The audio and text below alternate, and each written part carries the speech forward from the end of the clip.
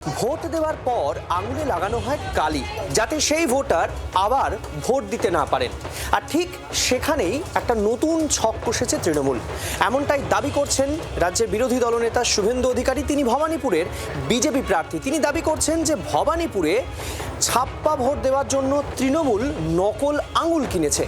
কি এই নকল আঙুল এবং কিভাবেই বা নকল আঙুল দিয়ে ছাপ্পা ভোট হবে? শুভেন্দু অধিকারী কি দাবি করছেন দেখুন।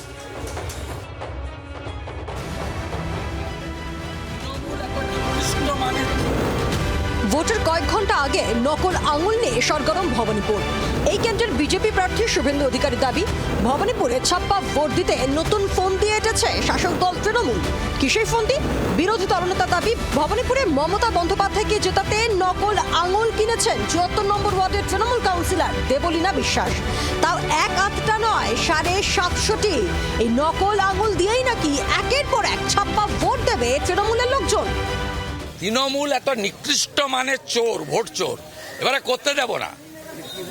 এটা হচ্ছে এটার উপরে লাগানো থাকবে, কালিটা লাগিয়ে দিলে এটা বাইরে এসে ফেলে দেবে। ফলস ফিঙ্গার ৭৫০ নাম্বারটাও বলে দিলাম, purchase by the councillor Debalina Biswas. এদিন বুথ স্লিপ নিয়েও দুর্নীতির অভিযোগ তোলেন ভবানীপুরের পদ্ম প্রার্থী।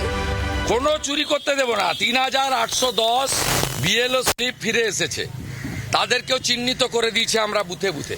মমতা ব্যানার্জি হারাটা শুধু সময়ের অপেক্ষা।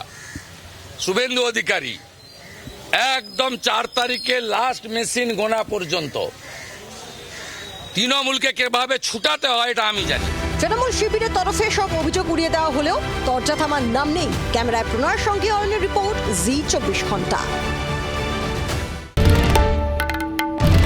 বাংলার আওয়াজ, বাঙালির আবেগ, জি ২৪ ঘন্টা।